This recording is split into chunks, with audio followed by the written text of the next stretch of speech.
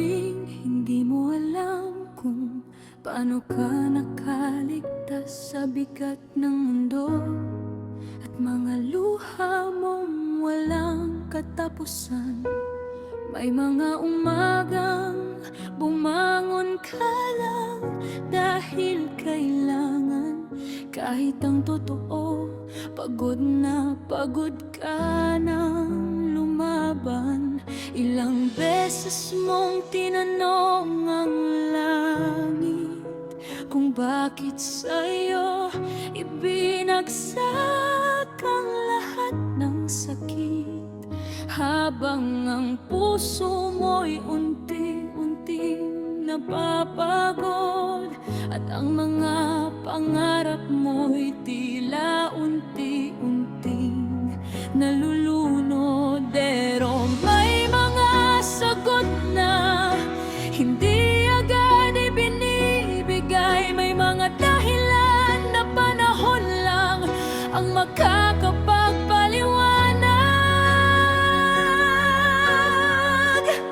Darating ang panahon, maiintindihan mo rin kung bakit kinailangan mong umiyak ng ganito kalalim.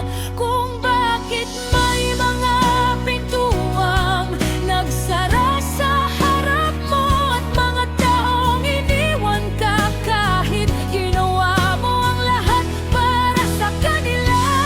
Darating ang panahon, makikita mo rin na hindi ka sinira ng mga laban na halos ikasuko mo na rin. Dahil bawat sugat na iniwan ng kahapon, siya palang dahilan kung bakit mas matatag ka ngayon.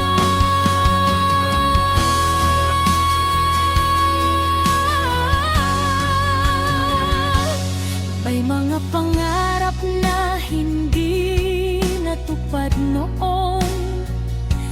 May mga dasal na nanatiling walang tugon. At akala mo'y kinalimutan ka na ng tadhana, habang pinapanood mong maaabot na iba ang gusto nila.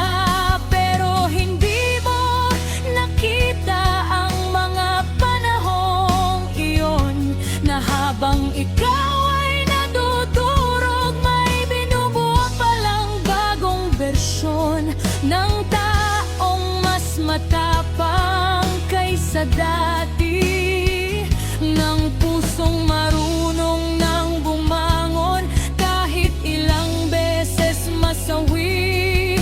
Hindi lahat ng pagkawala ay kaparusahan. Minsan ito ang daan patungo sa mas magandang dahilan. Darating ang panahon, maiintindihan mo rin kung bakit kinailangan mong umiyak ng ganito kalalim.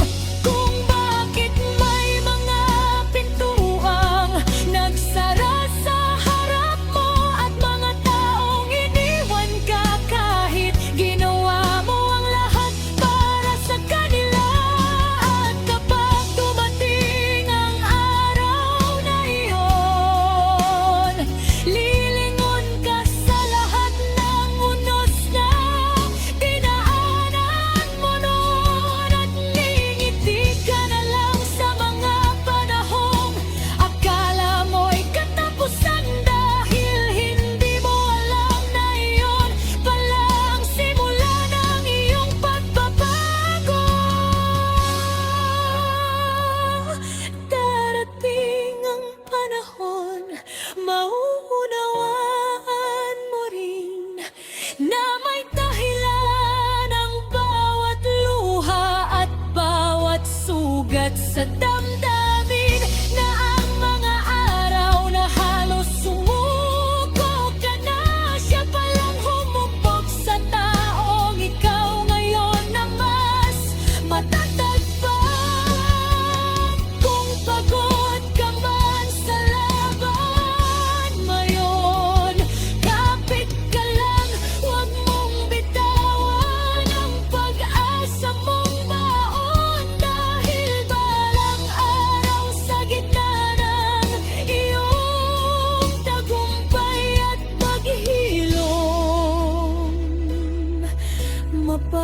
ngiti ka at masasabi mo, kaya pala hindi man malinaw ang dahilan ngayon, pero palang